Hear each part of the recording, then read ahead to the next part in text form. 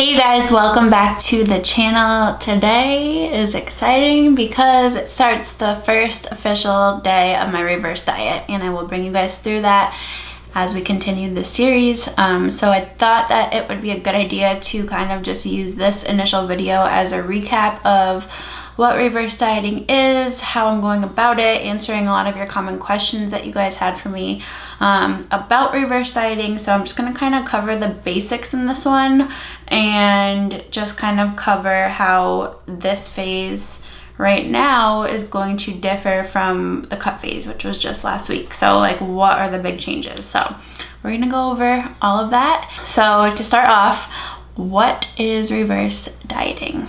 So to keep it simple, the goal of reverse dieting is to essentially increase your metabolic capacity, or how many calories you personally maintain on, while minimizing fat gain. So it's not a bulk, it's not a fat loss phase, it's kind of just its own phase. But essentially the goal is to maintain weight through it while you're eating more food. Who doesn't want to do that, right? So the way that we go about this is basically you are reversing your calories back up at a slow enough pace so that your body just adapts to that over time. Someone can choose to reverse, for example, like what I'm doing. So they just finished a fat loss phase or a cut, and they want to try to maintain their physique as best as possible while they get food back up.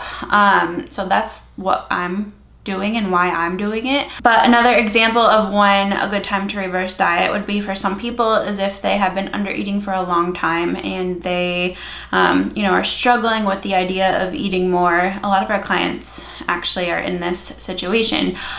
So we work on reverse dieting with them so that they can eat more food, see better progress in the gym, see improvements of their biofeedback, and then kind of hang out there for a while before they enter what their initial goal was of body fat loss. So, there are different times that you can reverse. You can reverse diet up if you're already just chilling at maintenance intake and you want to just eat more food. So I think that for most women specifically, it's usually a good thing to bring them through at least once, just because as women we are always being pushed to eat less and be less and just less. But from what we've seen and from what we've worked on with our clients is that there are so many benefits to eating more food, including it just decreases your amount of stress on your body. It can increase your performance in the gym. You can build muscle mass at maintenance or by eating more than you currently are. And you just feel better, you're sleeping better, you have a more normal hormonal cycle if you're somebody who's struggling with that. There are so many benefits to eating more. So doing it this way is kind of just easier on your overall mindset when it comes to eating more. I know it can kind of be a hard pill to swallow for a lot of women, but the truth of the matter is most women are under eating or just don't really realize how much they need to fuel their body with. So this is a great thing for a lot of people. So, as I was saying, there are generally 3 outcomes when it comes to reverse dieting. Number 1, which is the goal, is to maintain your body weight within range. As you guys know from following me along and from following this cut phase, it's normal for your body weight to fluctuate up and down regardless of what phase you're in.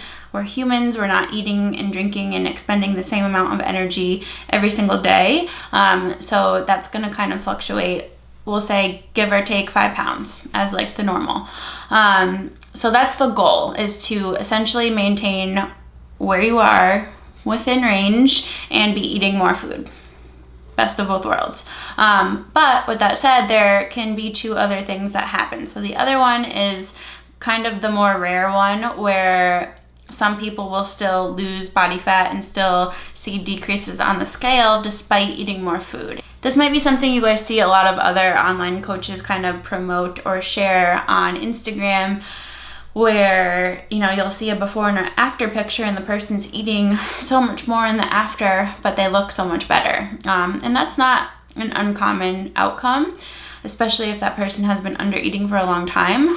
But the reason why that happens is because the reverse could be going so slow that for the first month or even 2 sometimes, you could still technically be in a deficit. So your body is just continuing to lose body fat and weight And you can see that decrease on the scale. So it could happen. And the other reason why that could happen is because if this person was, in a caloric deficit for a long time and that was super stressful to their body, increasing food is going to decrease stress. So you guys have to remember that a caloric deficit is a stressor on your body, regardless of who you are. It's a physical stressor. So when you start to increase food, you're telling your body, okay, you can kind of chillax now, and as a result you end up losing a little bit more body fat or the scale drops. So it could happen, but something that I tell all of our clients and that I'm reminding myself too right now is that that's not the outcome. It's not our goal to lose body fat during a reverse diet, as nice as it would be. It's just not going to happen for most people, and that's not something that you need to go into it with the mindset of expecting. So there's your reminder right here that the goal of a reverse diet is not to lose body fat. And I'm going to say this probably at least 5 more times in this video. The last outcome is that weight does come up a little bit more than expected. And when this happens, it probably needed to happen. So someone who's been dieting for a long time, if we start to increase food, weight is maintaining, and then maybe slightly creeping up over time. And over the course of 4-ish or even 5 months, you gain 8 to 10 pounds. That's just an example. In that scenario, that's not a bad thing. That probably means your body needed to do that and you needed to work through this phase. Maybe this is the first time you've, been eating over 2,000 calories in your entire life. And maybe you're eating 400, 600, 800, 1,000 calories more than you were. So you kind of have to look at the bigger picture and ask yourself, is a little bit of weight gain worth me sleeping better? Is it worth me, finally seeing progress in the gym? Is it worth my stress levels dropping? Is it worth improving my relationship with food because I'm not restricting all the time? So as I mentioned, there are so many benefits to reverse dieting aside from just eating more food. But eating more food often can be just a result in those extra benefits and something that you needed to experience to finally break, all of those bad habits or those bad mentalities around food that you had. So more often than not, it's going to be worth it regardless of what your personal outcome is as far as what those 3 are, and you're not going to know what happens or how you respond until you go through it. So unfortunately, I can't look at you guys and say, okay, you're going to gain weight, you're going to drop weight, you're going to maintain. It just doesn't work like that. You have to commit to the process and work through the reverse and stick to the plan just like you would for a cut phase or a bulk. It's just another phase of dieting, and even if it doesn't necessarily result in the end goal that you have aesthetically, I guarantee you that there were a lot of other amazing benefits to it and it was worth it. So along with that, I would say the 2 biggest reverse dieting myths are people think that they're going to reverse diet and just automatically lose body fat as the goal. Probably not going to happen. Don't expect it to happen. And then on the flip side of that, people think a reverse diet is a bulk phase, and it's not that either. We're not trying to really gain weight and gain 1 to 2 pounds a week over time. Those aren't the outcomes that we want. They could happen, but that's not something that you should aim for in a reverse diet, if that makes sense. All right, so the big questions that you guys were asking were, how long should you reverse for? How many calories should you increase each week? Where should those calories come from? A lot of really individualized questions. And while I totally understand where you're coming from, I can't answer those for you guys in this video because just like everything else, just like going through a fat loss phase and everything with nutrition, it's going to be individual to you, but also how your body responds each week is going to kind of set the tone for the next week. So there isn't a generalized guideline I can give you where I say, okay, increase 100 calories every other week for 15 weeks or something like that. We just can't predict that. So it's something where you kind of just have to take it week by week, see how your body responds, make sure you're tracking both weekly average weight, so weighing in every day, assessing what your weekly average was compared to the previous week, and then making the adjustment based on that, along with your biofeedback. So sleep, stress, soreness, energy levels, hunger levels, how your performance is in the gym, what your digestion is doing, what your hormones are doing, what your mindset is doing. You have to look at the big picture of your health. Again, same thing as I went through with the cut phase. We are looking at all of this stuff to determine the next steps with the reverse. So it's not just like, oh, my body weight maintained this week, I'm gonna add more food. Or, oh, my body weight jumped up 2 pounds from last week, I'm not gonna add food. But in reality, maybe those 2 pounds were just from you starting a new training program and you were super sore, which in that case, you should be adding more food. So it's not as cut and dry as do this for X amount of weeks and you will get X result. Unfortunately, that would be nice if it could be like that, but that's just not how we work. We're all individuals and we all respond differently. So as a general starting point, like your first week of the reverse, what I would recommend, and this is for those who are kind of entering it in a similar place like me, or maybe if you've been dieting for a long time and you want to reverse, but if you're somebody who's eating like 11 or 1200 calories or even 1300, please be a little bit more aggressive and get those calories back up so that you can then slow it down a little bit and see the results that you want to see. But if you're severely under eating, your main goal is to get calories up as fast as possible.